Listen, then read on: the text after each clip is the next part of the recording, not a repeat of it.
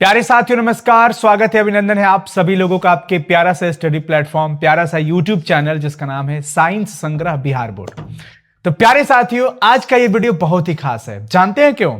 क्योंकि आपके class 12th Bihar board के क्लास 12th के हिंदी दिगंत भाग 2 का जो आखिरी में 3 चैप्टर दिया गया है ना, वो प्रतिपूर्ति का चैप्टर है।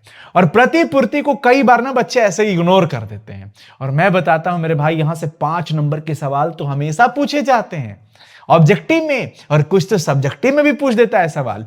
इसलिए आज के इस सेशन को बड़े अच्छे से देख लीजिएगा, आपका पूरा का पूरा ऑब्जेक्टिव क्वेश्चन, सारा की पॉइंट खत्म हो जाएगा इस एक वीडियो में। और मेरे भाई एक निवेदन रहेगा, चैनल को प्लीज सब्सक्राइब कर लीजिए, बेल आइकन को क्लिक करके नोटिफिकेशन ऑन कर लीजिए और एक वीडियो पे लाइक कर दीजिए।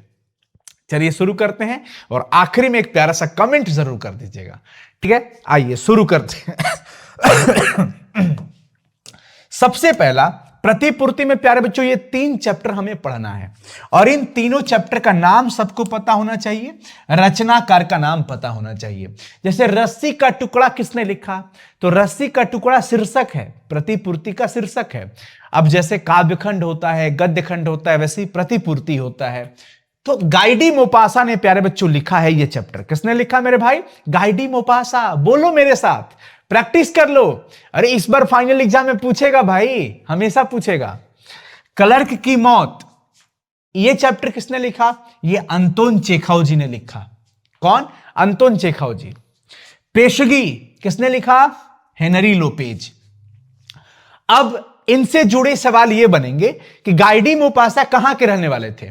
तो ये फ्रांस के रहने वाले थे। फिर दूसरा सवाल बनेगा कि अंतोन चेखव कहां के रहने वाले थे? रूस के। मैं लिख देता हूं ना बगल में, ये थे प्यारे बच्चों कहां के? फ्रांस के, ठीक है। अंतोन चेखव कहां के रहने वाले प्यारे बच्चों? रूस के, रूसी साहित्यकार थे। और हेनरी लोपेज कहां के रहने वाले थे मेरे दोस्त? Africa, Congo. कांगो अफ्रीका का रहने वाले थे, ठीक है। ओके सर, अब आगे चलिए, पूरे चैप्टर का सारांश ले लीजिए। मोपासा कहां के रहने वाले थे? फ्रांस के। याद रखिएगा सभी लोग, फ्रांस के। 1850 से लेकर 1893 तक का इनका जन्म का जीवन काल रहा है। 1870 से लेकर 90 के बीच इनकी 300 लगभग कहानी की पुस्तकें प्रकाशित हुई है। यह याद रखिएगा सभी लोग, 1870 से लेकर 1890 के बीच यानी कि 20 सालों में इन्होंने 300 कहानियां की पुस्तक, इनकी 300 कहानियां, 6 उपन्यास, 3 यात्रा पुस्तकें एवं 1 कविता की पुस्तक प्रकाशित हुई है। कविता 1, यात्रा पुस्तक 3, उपन्यास 6 और कहानियां 300 से अधिक लगभग। अपने लेखन में मोपासा ने बुर्जुआ समाज के चाल चरित्र को बेपर्द किया है। गोदरविल के चौराहे पर लोगों की भीड़ लगी हुई थी। इस चैप्टर के अंदर प्यारे बच्चों एक चौराहा का नाम आता है, और उस चौराहे का नाम है गोदरविल। सॉरी, क्या नाम आता है? गोदरविल। गोदरविल नाम आता है। तो सवाल पूछता है ना कि गोदरविल के चौराहे पर किसकी भीड़ लगी थी? तो गोदरविल के चौराहे पे लोगों की भीड़ लगी हुई थी। किसकी? लोगों की भीड़ लगी हुई थी। सवाल उलट पलट के ऐसे भी पूछ देगा कि किस चौराहे पर लोगों की भीड़ लगी थी, तो बताना वही बात कि गोदरविल के चौराहे पे। और एक बात और आता है इस चैप्टर के अंदर कि काला चमड़ा का बटुआ है, और उस बटुओं में 500 फ्रैंक, जैसे हम लोग अपना पर्स लेके चलते हैं तो पर्स में 500, 1000, 2000 जो भी पैसे रुपए रहते हैं, वैसे काले रंग का बटुआ था चमड़े का, उसमें 500 फ्रैंक है। फ्रैंक आप समझिए एक तरीके का मुद्रा समझ लीजिए, पैसा वैसे का। और व्यापार से संबंधित जरूरी कागजात भी थे उसमें, बटुआ में। और मैत्र हुलब्रेक एक इंसान का नाम है, और इनका बटुआ प्यारे बच्चों सड़क पे गिर गया था। पूछेगा किसका बटुआ सड़क पे गिर गया था? तो मैत्र हुलब्रेक का बटुआ गिर गया था। इस पर प्राइज रखा गया कि भाई जिसको मिलेगा उसको इतना इनाम दिया जाएगा, ला करके पहुंचा दीजिए। तो मैत्र हुलब्रेक का बटुआ कहां पे गिर गया था? सड़क पे। दूसरी चीज, इस रस्सी का टुकड़ा चैप्टर के अंदर प्यारे बच्चों मलांदे जो था वो घोड़ों की काठी बनाने का काम करता था। घोड़ों की काठी बनाने का काम करता था। अंतोन चेखव की बात करी जाए, वो रूसी कथाकार थे और नाटककार भी थे। इनका लेखन जो था शासन व्यवस्था और तंत्र के अमानवीयता को रेसे रेसे से प्यारे बच्चों क्या करता था, उघाड़ता है। बहुत ही शानदार रचनाकार रहे हैं। अंततः लियो टॉल्स्टॉय ने इनके बारे में कह ही दिया कि अंतोन चेखव अतुलनीय कलाकार है, इनकी तुलना किसी से किया है, अतुलनीय, हाँ कलाकार है, इनकी तुलना किसी से किया ही नहीं जा सकता। ये इतने शानदार व्यक्तित्व के हैं, इनकी रचना इतनी शानदार होती है। इस रचना के अंदर जो क्लर्क है, चैप्टर का नाम था क्या, क्लर्क की मौत। तो जो क्लर्क है उस क्लर्क का नाम था दामित्रिच चेरेव्यकोव। अब ये चेरेव्यकोव जो थे प्यारे बच्चों, ये ब्रिजालोव से माफी मांगने के लिए गए थे। किससे, ब्रिजालोव से। ये की पॉइंट बता रहा हूं भाई की पॉइंट बता रहा हूं, सब लोग इसको ना याद कर लेना, यहीं से सवाल बनेंगे। और वो खेल देखने का काम कर रहे थे। पठित पाठ के आधार पर सवाल पूछेगा। क्लर्क की मौत के चैप्टर के अंदर जो क्लर्क है वो क्या देख रहा है, जादू देख रहा है कि खेल देख रहा है कि नाच देख रहा है कि डांस देख रहा है, मतलब नाच और डांस तो एक ही हुआ, कुछ और समझ लीजिए। तो खेल ही देख रहा था। क्या देख रहा था बच्चों, खेल। ये माइंड में रखना है। अब आ जाइए, चलते हैं तीसरा चैप्टर पेशगी के अंदर। अफ्रीकी देश कांगो में जन्मे हेनरी लोपेज। हेनरी लोपेज का जन्म कहां पे था, अफ्रीका का देश था कांगो, और वहां का अफ्रीका में कांगो, वहां के शिक्षा मंत्री भी रह चुके हैं, वित्त मंत्री भी रह चुके हैं एवं प्रधानमंत्री भी रह चुके हैं। कौन, हेनरी लोपेज। कांगो के वित्त मंत्री, प्रधानमंत्री एवं शिक्षा मंत्री भी रह चुके हैं। अब इस चैप्टर के अंदर एक छोटी सी बच्ची है जिसका नाम है फ्रैंकवा। इस छोटी सी बच्ची है जिसका नाम है फ्रैंकवा, और फ्रैंकवा की आया मतलब जो देखरेख करने वाली थी, जो उसके पालन पोषण पे पूरा ध्यान रखती थी, उसका नाम था कारमेन। तो पूछता है ये सवाल कि फ्रैंकवा की आया कौन थी, तो क्या कहोगे सब लोग, जरा लिखो, अभी मेरे साथ बोलो, लिखो, चैट में लिख दो, प्रैक्टिस कर लोगे ना। तो भाई फ्रैंकवा की आया कारमेन थी। कौन थी बच्चों, कारमेन। कमेंट जरूर कर दीजिएगा सभी लोग, और प्लीज चैनल को सब्सक्राइब जरूर कर लीजिएगा, जुड़े रहिएगा। और चौकीदार का नाम था भाई फर्डिनांड। क्या नाम था, फर्डिनांड। हेनरी लोपेज का जन्म हुआ था 12 सितंबर 1937 को, और इनका निधन हुआ था बच्चों 2 नवंबर 2023 को। ठीक है मेरे भाई, किसी को कोई दिक्कत तो नहीं है ना, यहां पे किसी को कोई दिक्कत परेशानी तो होनी नहीं चाहिए। हाँ, दिक्कत नहीं होना चाहिए। चलो, वेरी गुड, डन। तो ये रहा हमारा पेशगी चैप्टर। पेशगी चैप्टर के अंदर फ्रैंकवा, छोटी बच्ची जिसकी देखरेख करने वाली आया कारमेन है, और यही छोटी बच्ची बड़े आराम से फ्रिज से सेव निकाल के खा रही थी। फ्रैंकवा सेव खा रही थी। अच्छा, कारमेन को 5000 फ्रैंक मिलते थे उसके लिए, इसकी सैलरी समझ लीजिए, 5000 फ्रैंक मिलता था। अब देखिए जो सवाल अब तक यहां से पूछा गया है, तो पहला सवाल पूछा कि रस्सी के टुकड़ा शीर्षक कहानी में मलांदे का काम क्या था, तो वो घोड़ों की काठी बनाने का काम करता था। प्रैक्टिस कर लीजिए हमारे साथ। 1870 से 90 ईस्वी के बीच गाइडी मोपासा की कविता की कितनी पुस्तक प्रकाशित हुई? कविता की सिर्फ एक पुस्तक प्रकाशित हुई, मैंने आपको स्टार्टिंग में ही दिखाया था। 300 कहानी की पुस्तक, 6 उपन्यास, 3 यात्रा पुस्तकें और 1 कविता। तो 1 कविता हो गया।